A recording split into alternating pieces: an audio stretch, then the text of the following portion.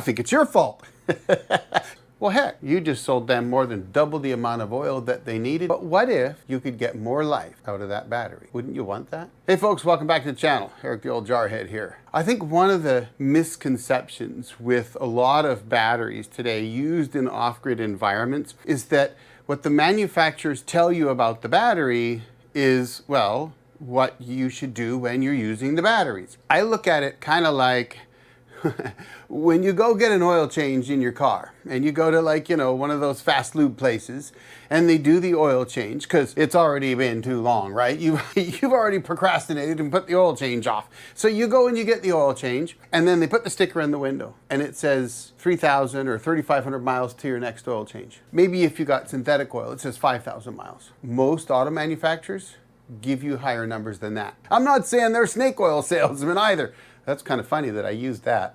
It just comes out of the head, folks. Batteries are kind of the same way. LiFePO4 batteries, for example, usually have 4,000 cycles at 100% depth of discharge. That means that you completely drain that battery to dead and you can then recharge it back to 100% and do that 4,000 times.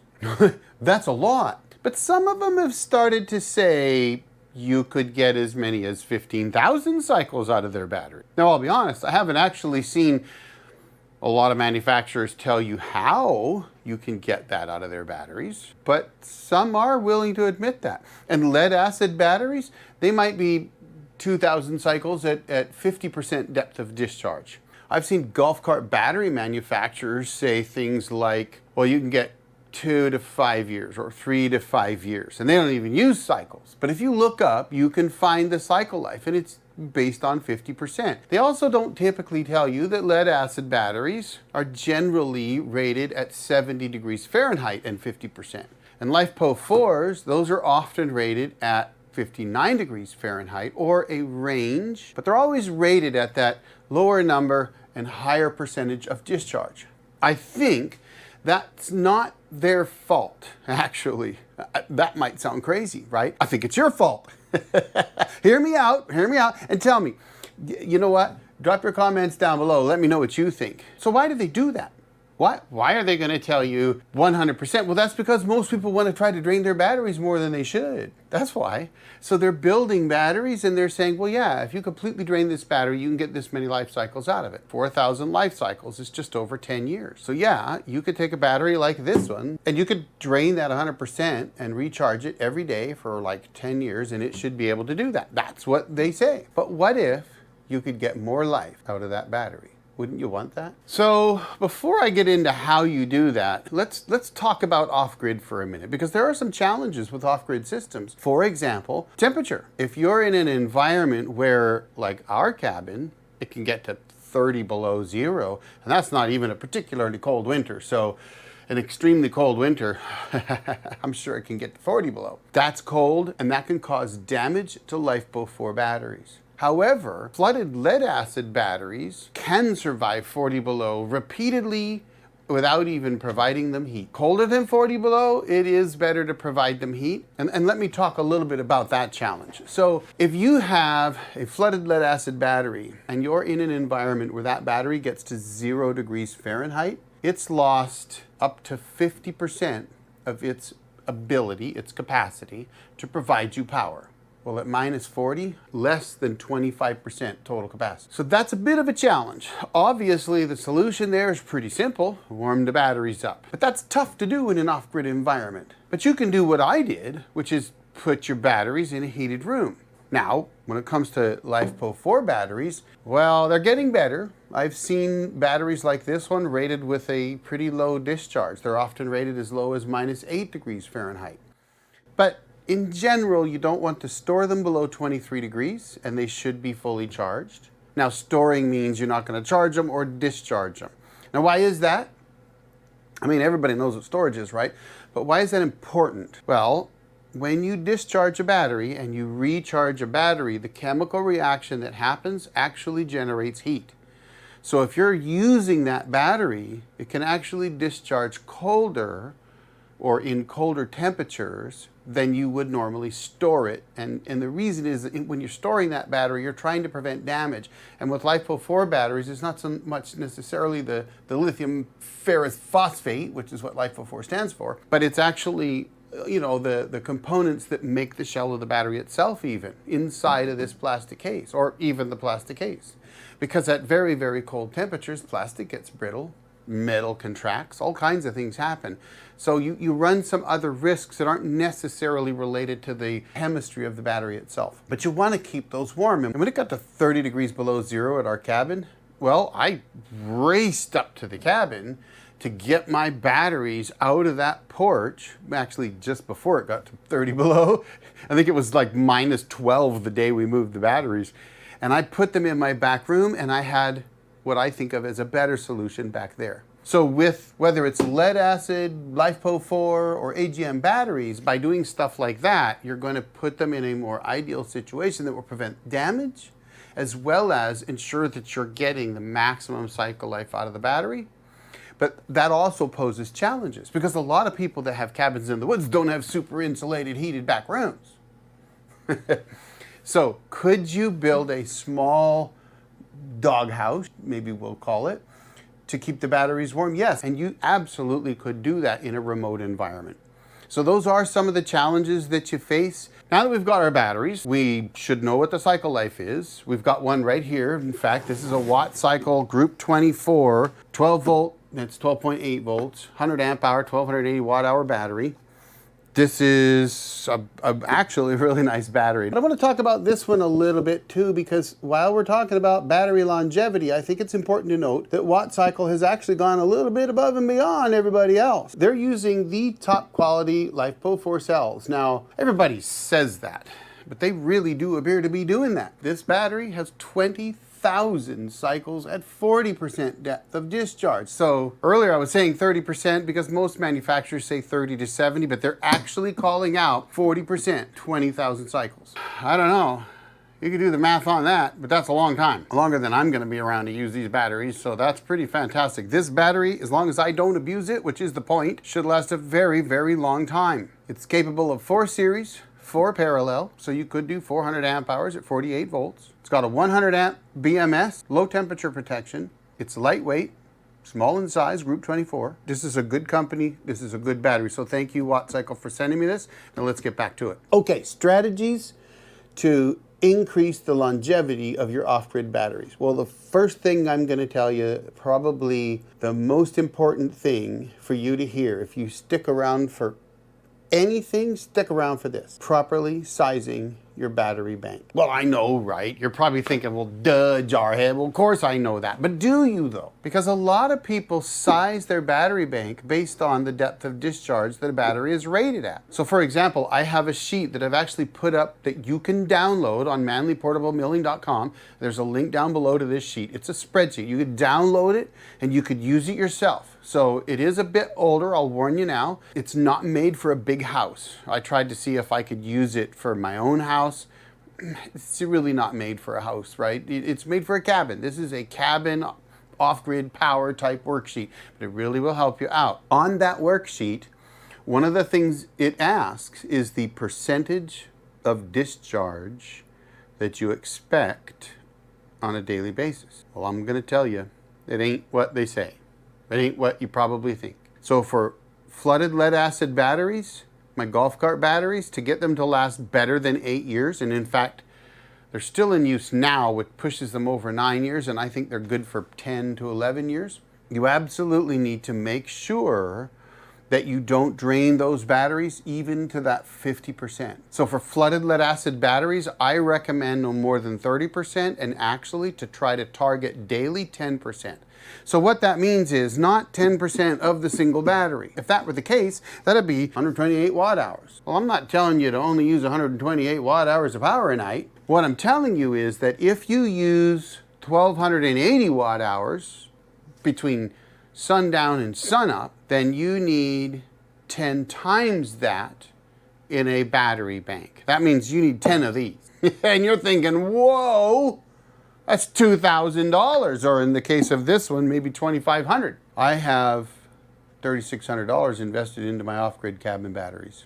Now, I did do a video recently where I could have cut that in less than half if I'd used some of these new modern batteries, because they are less expensive and they're good. They work great. You know, I know that there's a lot of, folks that don't want to buy something that's made overseas, but let's be honest, they figured it out. I remember the days when Japanese cars were like, you didn't buy a Honda. They weren't worth buying. They were cheap, kind of like a throwaway car. And yet today, ask anybody and they're going to tell you that a Subaru, a Honda, a Toyota, whatever, they're all great vehicles, worth spending money on. Well, I'm here to tell you that I think that's what's happened with batteries like this Wattcycle battery. I think that the battery manufacturers, in this case Shenzhen Wattcycle Power Company, which is a Chinese company, I think they've got it dialed in. I think they figured it out. Why not take advantage of that? The whole point of going off-grid is really saving money and to be independent and autonomous, but a lot of it's saving money too. At least it was for me. Sizing your battery bank correctly is really important to making sure that your batteries last a long time. And that means you actually have to know how much power you use. So the next thing that you can do to extend the life of your Wattcycle 100 amp hour batteries is to actually and accurately calculate the power used by each piece of equipment or each item, electronic item that you want to use, and to take a very serious look at what I call the big ticket item. So for example, the refrigerator I put into the cabin has no freezer. You might be thinking, well, why is that? Well, because the freezer compressor cycles on and off just like the refrigerator's does, and it actually uses more power. So my refrigerator that I have in my cabin doesn't have a freezer. No, I have a separate freezer, and I did that intentionally. One, because if I don't need frozen foods, ice cubes, whatever, why run it if I don't need it? And that's one of the things about saving your batteries and being off-grid is utilizing less power. And for those big ticket items like a refrigerator, if you can get away without having a freezer in it, well then don't have a freezer. Now, if you've got to have one because you live off-grid, then consider looking at those super insulated, high efficiency units. And there are chest freezers. I've seen some. I've had friends that had them that are full size, the size of my workbench here, big full size freezers that are very efficient, often that run off of 24 volt systems even. So look at those big ticket items: refrigerator, obviously, television, DVD player, modems, whatever it is.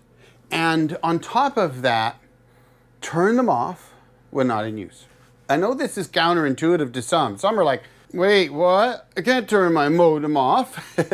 But sometimes you just need to do that.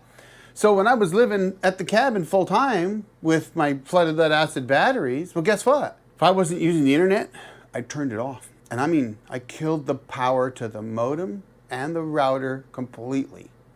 Didn't turn it back on until I was going to use it, and then I turned it off again when I wasn't using it. Plain and simple. Now, if you've got big ticket items, like say you want to put in an 80-inch screen TV, but you can't afford the batteries to make sure you're only using about 10% overnight, and I know people are screaming about my 10% rule, but I was talking flooded lead acid batteries. For LiFePO 4s, it's a little bit different. You can go 30 to 70%, error on the caution of 30%.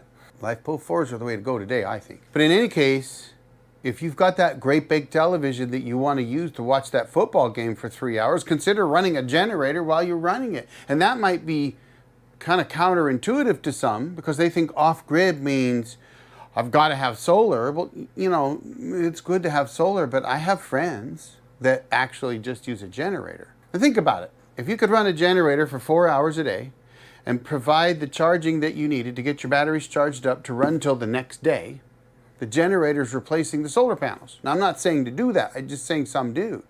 My generator uses half a gallon an hour. So that means I'm going to use 2 gallons or $7 approximately of propane today, anytime I run my generator for 4 hours if there's no sun, which in December that does happen. I don't get much charging in December. December, January timeframe, February, it's pretty rough.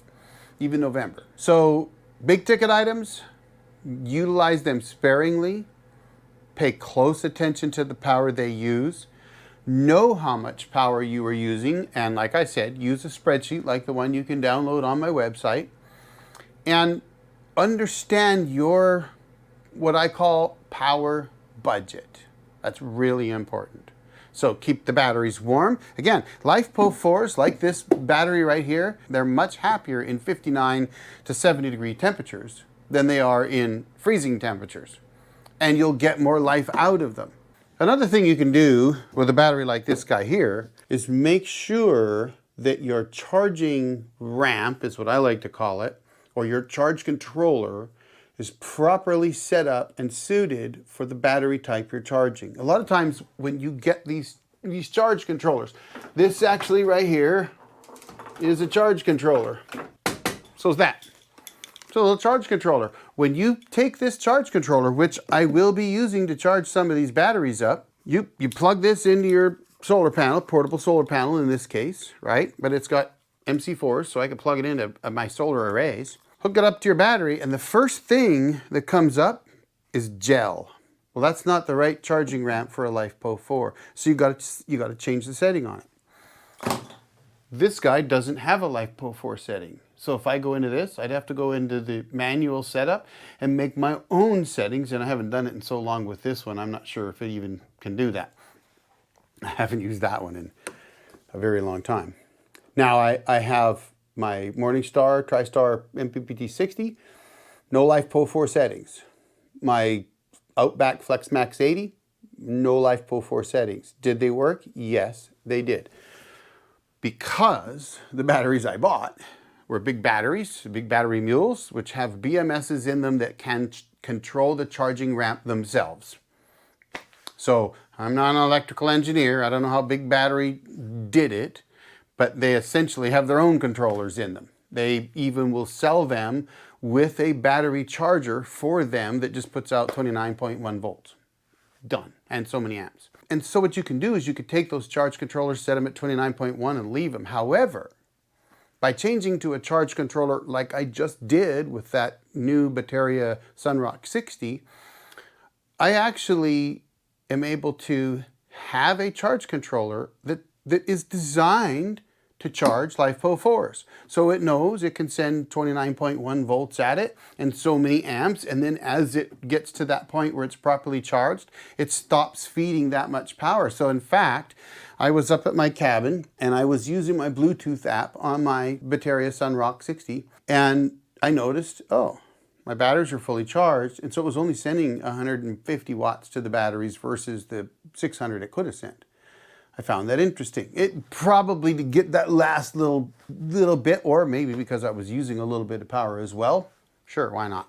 But the point is it wasn't just sending maximum everything at the batteries. It had scaled down based on the LiFePO4 settings. So it's really important to use that. You need to use the proper chargers, as well as the inverter charger. I switched to a SunGold Power inverter charger because my Ames inverter charger didn't have LiFePO4 settings. And so I had to tweak it to get what I could make it do, which was like 28.8 or something like that, which works. But I went to the SunGold Power inverter charger because it has a LiFePO4 setting. That's actually better. It's really important to try to get the best charging profile you can for the batteries that you're using, because that will help extend their life. So you use less of the batteries, charge them properly. So to summarize, you want to use less capacity. Just because it says you could use 100%, LiFePO4s, you're better off using 30% and getting 15,000 cycles instead of 100% and getting 4,000, right? Size your battery bank so that you only need to use that 30% overnight, maximum. Now, why 30% overnight? It's because you expect to charge the next day, but the beauty of that is you could do that for 3 days before they're down to 10%. So that would be what we would call 3 days of autonomy. Whereas with flooded lead acid batteries, you want to get to 50% after 3 days. And that's why I said earlier, yeah, you could target at 30%, but if you did 10 or 20, you'd be better off, right? So at 10, you'd use 30% in 3 days. That gives you 5 days of autonomy. But it also gives you a little fudge factor room. If you're really using about 15%, then by the third day, you're almost at 50%. That's what you do. That's called autonomy. Then you can kick your generator on. But the other thing I did, I set my generator to come on way sooner. I set my generator to come on at 24 volts on my 24 volt bank. People are like, wait, what? Well, I mean, a 24 volt bank is really over 25 volts, right? It's like 25.6, I think.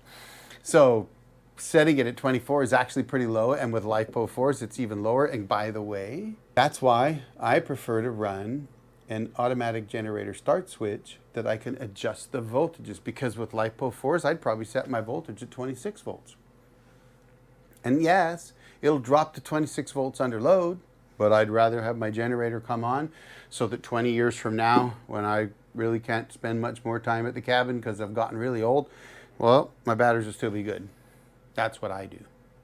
So, good charge controller, proper charge controller ramp, good charger off your inverter charger or separate from a generator, right, with the proper ramp. Only use a small percentage of the overall battery capacity on a daily basis, so 10 to 30% depending on the battery. Keep the batteries warm, dry, secure, of course, and really take a close look at your power consumers, your big ticket items, and how much power they really use, and try to get more efficient appliances if you can.